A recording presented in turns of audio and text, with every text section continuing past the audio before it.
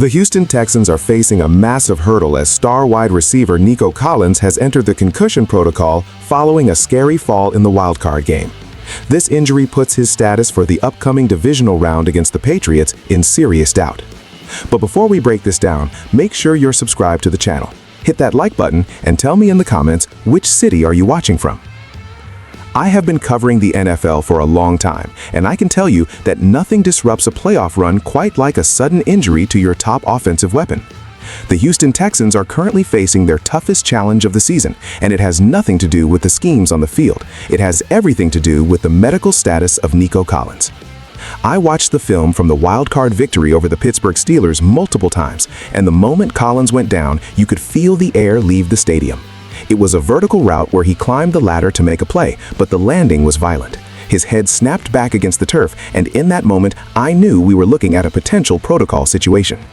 For a team that relies so heavily on the chemistry between a young quarterback and his primary target, this is the nightmare scenario.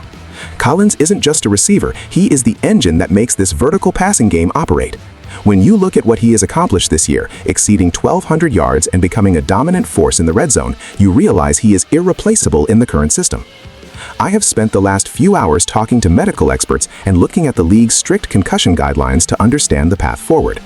The protocol is a 5-step process that is designed to protect the players, but it is also a race against the clock when you are playing in the postseason.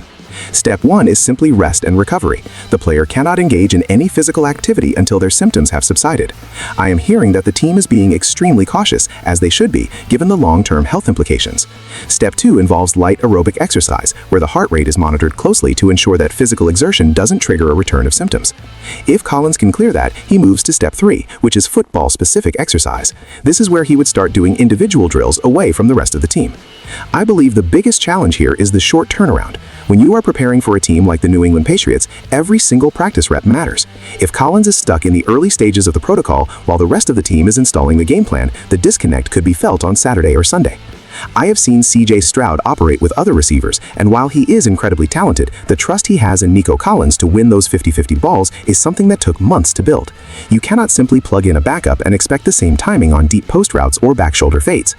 This situation also places an enormous amount of pressure on the coaching staff.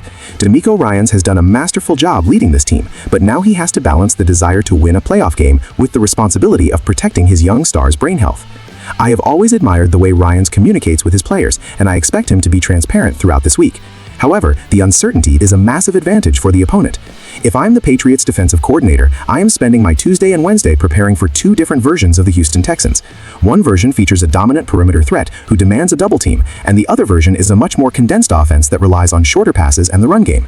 This injury ripple effect goes beyond just the wide receiver room. It affects how the offensive line has to block and how the tight ends are utilized in pass protection. I am looking at the statistical drop-off the Texans have faced in the past when Collins was off the field, and it is significant. Their explosive play rate drops by nearly 20%. That is the difference between moving the chains and punting the ball away. I want to see how the team responds tomorrow, because that will give us the first real indication of where he stands. If he is not on the field in a limited capacity by Thursday, I think we have to start preparing for the reality that he might not suit up. It's a tough pill to swallow for a fan base that has waited so long for this kind of playoff success. I feel for the kid because he has worked so hard to reach this level of play. To have it potentially sidelined by a fluke landing is the cruel part of professional football that we don't like to talk about often enough. As we move deeper into the week, the focus for the Houston Texans has to shift toward a contingency plan in case Nico Collins cannot clear the concussion protocol in time for the divisional round. I have been analyzing the depth chart, and the reality is that the burden will fall heavily on players like Tank Dell and Dalton Schultz. Tank Dell has shown flashes of brilliance throughout his rookie campaign, but asking him to take on the WR1 role against a disciplined secondary is a tall order. I expect to see the coaching staff get creative with how they move Dell around the formation to avoid him getting jammed at the line of scrimmage. Without the size of Collins on the outside, the Texans lose their primary contested catch threat. This means CJ Stroud will have to be even more precise with his ball placement. I also believe this is a week where the run game must become the foundation of the offense. If I am the offensive coordinator, I am putting the ball in the hands of the running backs 40 times if that is what it takes to keep the clock moving and keep the defense honest. You cannot allow the Patriots to pin their ears back and rush the quarterback because they know you can't beat them deep.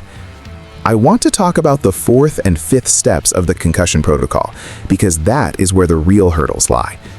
Step 4 is non-contact football activities. This is where a player can finally rejoin his teammates on the practice field, but he still cannot take any hits. Step 5 is the final clearance from both the team physician and an independent neurological consultant. This is the bottleneck. Even if the team thinks he is ready, that independent doctor has the final word. I have seen players feel great on Friday, only to be denied clearance on Saturday morning. It is a nerve-wracking process for everyone involved. I also want to look at the psychological side of this. When a team loses its best player, it can go one of two ways. It can either deflate the locker room, or it can serve as a rallying cry. Knowing the culture that DeMeco Ryans has built in Houston, I lean toward the latter. I expect this team to play with a chip on their shoulder. They have been doubted all year, and this is just another chapter in that story. However, grit only takes you so far in the NFL playoffs. Eventually, you need elite talent to win games. The Patriots are a team that prides itself on taking away your best option. If Nico is out, they will focus all their attention on neutralizing Tank Dell. This could open up opportunities for some of the veteran depth players who have been waiting for their moment. I am looking at guys who might not have high target shares, but have the experience to find the soft spots in a zone defense. The cap space and future implications are also worth noting here. Collins is a cornerstone of this franchise, and his health is paramount for the next 5 to 10 years. This is why I don't think the team will rush him back if there is even a 1% doubt. I have seen the long-term effects of rushed returns, and it is never worth it. Looking ahead to the game, the betting lines have already started to shift in response to this news. The sportsbooks know how much Nico means to this point spread. If he is officially ruled out, I expect the Texans to become home underdogs. It is a fascinating dynamic to watch unfold. I will be monitoring the injury reports every hour for any sign of progress. The fan base in Houston is on edge, and rightfully so. This season has been a magical ride, and nobody wants to see it end because of an injury. We need to see if the medical staff can work their magic while adhering to the safety standards. In the end, the health of the player is what matters most, but the competitor in me wants to see the best players on the field for the biggest games. I will be sure to keep you updated the moment we get a definitive word on his status. This is the drama of the NFL playoffs, and it is why we love this game, even when it is heartbreaking. Make sure you stay tuned to the channel, because as soon as the practice report drops, I will be here to break down what it means for the game plan. We are in for a wild ride this weekend, and the Nico Collins watch is officially the biggest story in the league right now. Don't forget to subscribe so you don't miss the final update before kickoff.